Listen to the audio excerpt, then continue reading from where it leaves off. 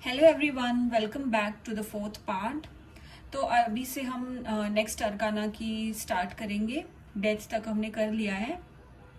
अभी नेक्स्ट हम स्टार्ट करेंगे। अगर किसी को कोई भी क्वेरी हो तो वो पूछ सकते हैं मुझे कमेंट्स में। और आई होप आपको समझ में आ रहा हो and everything is going well. So the next card that we have is the temperance. अब ये टेम्परेंस एक फेरी है, जैसे कि आप देख रहे हैं। ये एक एंजल है, इसके पंख हैं, इसने वाइट कलर के कपड़े पहने हैं जो कि पीस लविंग कपड़े होते हैं, वो इसने यहाँ पे पहने हैं। और इसके हाथ में 2 कप्स हैं जो कि बैलेंस कर रही है। कप्स के बीच में जो पानी है उसको बैलेंस कर रही है। और इसका एक पैर ज़मीन पर है और एक पैर पानी के अंदर है, तो उसका भी वो बैलेंस कर रही है। और इसके सर पे एक डिवाइन गाइडेंस है।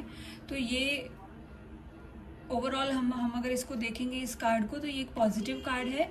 और इसका मीनिंग ये है कि आपको सिचुएशन बैलेंस करनी है। अभी लाइफ में जो भी है बैलेंस करने की ज़रूरत है आपको। चीज़ों को स्ट्रेस कम लेना है और अपनी लाइफ को बैलेंस करना है। जो भी अगर आपकी कहीं पे कोई भी एरिया है, वर्क प्लेस है, रिलेशनशिप है, हेल्थ है, वहाँ पे आपको बैलेंस करने की ज़रूरत है।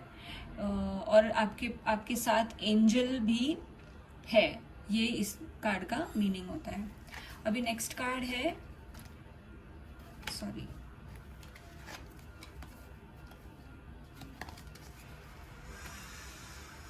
The devil.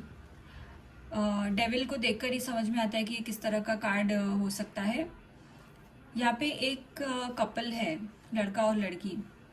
और ये एक डेविल है जिसने इनके गले में जंजीर डाल के रखी है। और ये जंजीर में ये दोनों खुशी खुशी लटके हुए हैं। और प्लस यहाँ पे स्टार उल्टा है, तो ये डेविल की साइन होती है। और इसका मतलब ये है कि कोई आपको कंट्रोल कर रहा है, कंट्रोलिंग एनर्जी है। और इसका मतलब ये भी हो, ये पूरा ब्लैक कार्ड है, तो इसका मीनिंग ब्लैक मैजिक भी होता है। डेविल शैतान का यूज़ करके ब्लैक मैजिक किया हुआ है, ये भी इसका मीनिंग होता है। और कंट्रोलिंग, ये भी इसका मीनिंग आता है। तो ये हो गया हमारा डेविल। अब जो नेक्स्ट कार्ड आता है वो है दी टावर। अब ये बहुत ही मुसीबत का कार्ड होता है। जब भी ये कार्ड आता है ये बिल्कुल भी पॉजिटिव कार्ड नहीं है। पूरे टैरो कार्ड में सबसे अगर नेगेटिव कार्ड अगर कुछ है तो वो है दी टावर। इसमें 2 आदमी हैं जो एक टावर से नीचे गिर रहे हैं, और टावर में कुछ बॉम्ब फूटा है, आग लगी है, और जिसकी वजह से ये दोनों यहाँ से ऊपर से गिर रहे हैं। इसका मीनिंग ये है। तो इस कार्ड का सीधा सीधा मीनिंग ये होता है कि ये एक मुसीबत है। मुसीबत आपकी लाइफ में है या होने वाली है, ये इसका मीनिंग है। आग लगना, एक्सीडेंट होना, ये सारी चीज़ें इसको इंडिकेट करती हैं इस कार्ड से। तो ये एक मुसीबत का कार्ड है, दी टावर। अभी जो बाकी जो दूसरा कार्ड है वो है दी स्टार। अभी ये है स्टार, मतलब ये स्टार फेवरिंग कार्ड है। इसका मतलब ये है कि जो सितारे हैं वो आपके गर्दिश में है। जो भी आपकी लाइफ में हो रहा है वो सब कुछ पॉजिटिव हो रहा है या होगा या हुआ था। तो इसका मीनिंग ये है कि ये किस्मत में लिखा था इसलिए हुआ है, क्योंकि ये दी स्टार है तो ये किस्मत का कार्ड है। तो आपकी किस्मत में जो लिखा है आगे अच्छा ही, वो ये होना है या हो रहा है, ये इसका मीनिंग निकल के आता है। तो स्टार एक बहुत ही पॉजिटिव कार्ड है। जो भी है कि आपके जो स्टार्स है वो बहुत अच्छे हैं, और जो भी अच्छा आपके अच्छा जो है वो आपकी लाइफ में होगा या हो रहा है या फिर हुआ था, ये इसका मीनिंग निकल के आता है। अब जो नेक्स्ट कार्ड है वो है द मून। अब इस कार्ड को अगर हम ध्यान से देखेंगे तो इस कार्ड में एक मून है, यहाँ पे मून निकला हुआ है, फुल मून। और यहाँ पे 2 डॉग हैं जो फॉक्स हैं या फिर कह सकते हैं, जो कि मून की तरफ देख रहे हैं। और यहाँ पे इनका ध्यान नहीं है, लेकिन पीछे से एक स्कॉर्पियन, एक बिच्छू जो है वो अपना रास्ता बना रहा है। और ये बिल्कुल इसका चेहरा देखेंगे तो बिल्कुल टेंशन, स्ट्रेस में दिख रहा है। तो इसका मीनिंग ये कार्ड डिप्रेशन को दिखाता है, कंफ्यूजन को दिखाता है। और हाँ, इसका मीनिंग ये भी है कि कोई जहरीला व्यक्ति या फिर कोई जहरीली चीज़ या सिचुएशन है जो आपकी लाइफ में आ चुकी है, लेकिन वो अपना रास्ता बनाकर चली जाएगी। इसमें आपको टेंशन लेने की ज़रूरत नहीं है, लेकिन आप टेंशन में ज़रूर हैं क्योंकि ये कार्ड एक डिप्रेशन का कार्ड दिखाता है। तो ये सैडनेस दिखाता है, डिप्रेशन दिखाता है, और बिल्कुल माइंड स्टेबल नहीं होना ये दिखाता है। तो ये इस कार्ड का मीनिंग निकल के आता है। अब जो नेक्स्ट कार्ड है वो है द सन। मून के बाद द सन, तो ये बिल्कुल अपोजिट कार्ड है द सन का। ये खुशी का कार्ड है, ये बिल्कुल हैप्पीनेस का कार्ड है।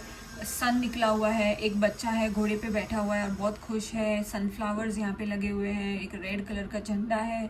तो ये बिल्कुल विक्ट्री को दिखाता है, विन विन सिचुएशन को दिखाता है, सन को दिखाता है, ट्रैवलिंग को दिखाता है, पिकनिक्स को दिखाता है, और जो भी पॉजिटिव चीज़ें हैं वो ये कार्ड इंडिकेट करता है।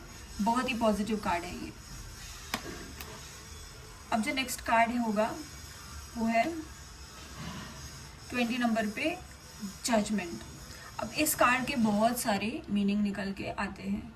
यहाँ पे जजमेंट का मतलब ये है, इस जो क्रिश्चियनिटी में जैसे कि हिंदू धर्म में कहते हैं कि श्री कृष्ण वापस लौट कर आएंगे कल की अवतार में, जब भी इस दुनिया का अंत होगा, जब जजमेंट डे आएगा, जब कयामत का दिन आएगा, मुस्लिम रिलीजन में कहते हैं, तो वहाँ पे भी दज्जल आएगा, ऐसे उनकी कहावत है। और जो क्रिश्चियन धर्म में आर्कएंजल गैब्रियल जो है वो आएंगे धरती पर, जब भी वो दिन आएगा, जब धरती का ख़त्म होने का दिन आएगा, उस टाइम पे जजमेंट डे पे एंजल गैब्रियल आएंगे। तो ये यहाँ पे एंजल गैब्रियल को इंडिकेट करता है, जो कि एक अंत दिखाता है, ख़त्म होने की जो होती है, अच्छाई के लिए जो ख़त्म होता है वो यहाँ पे दिखाता है। और ये सारे इंसान जो है वो यहाँ पे कब्र में से उठ के बाहर निकले हैं। अगर आप देखेंगे ध्यान से तो ये कब्रें हैं, कब्रें में से जो मरे हुए लोग हैं वो उठकर बाहर निकले हैं कयामत के लिए।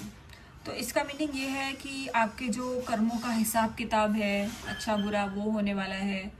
एक रियलाइजेशन होना कि यस ये रॉन्ग था, मैं राइट था, रियलाइजेशन होना, ये इस कार्ड का मीनिंग निकल के आता है।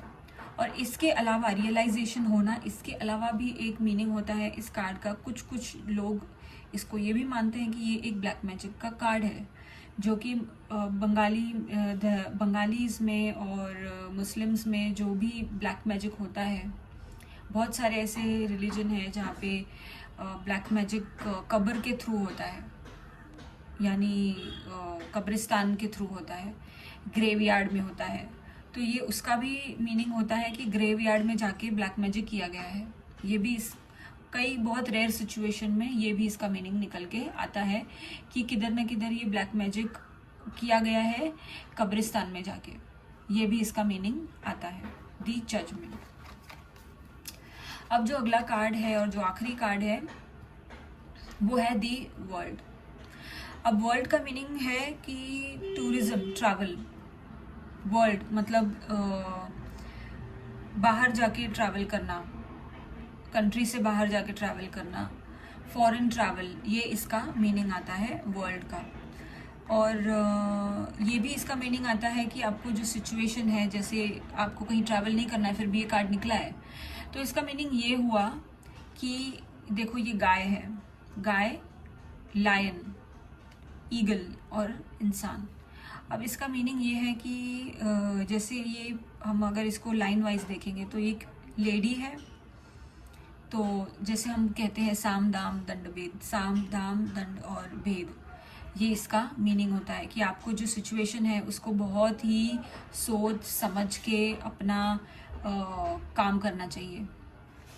उसका अगर आपको पहले आप समझाइए को जो भी आपकी सिचुएशन निकली है उसमें ये कार्ड आया है, तो पहले आप समझाइए, किसी को समझा के देखिए। अगर समझ के अगर आपका काम हो रहा है नहीं हुआ तो आप दाम दीजिए, गाय दाम, मतलब उसका आप उसको कुछ दाम दे के, गिफ्ट दे के समझाइए कि भाई अगर आप ये करेंगे तो आपको ये मिलेगा। उसके बाद आता है दंड, मतलब डराइए सामने वाले को, ये शेर है, डराइए। और अगर फिर भी नहीं मानता तो फिर ईगल है, दैट मीन्स आप उसका भेद करिए, जो भी आपकी फाइनल डिसीजन होगी वो आप करिए। तो इसका मीनिंग ये निकलता है, ये बहुत ही डीप मीनिंग है।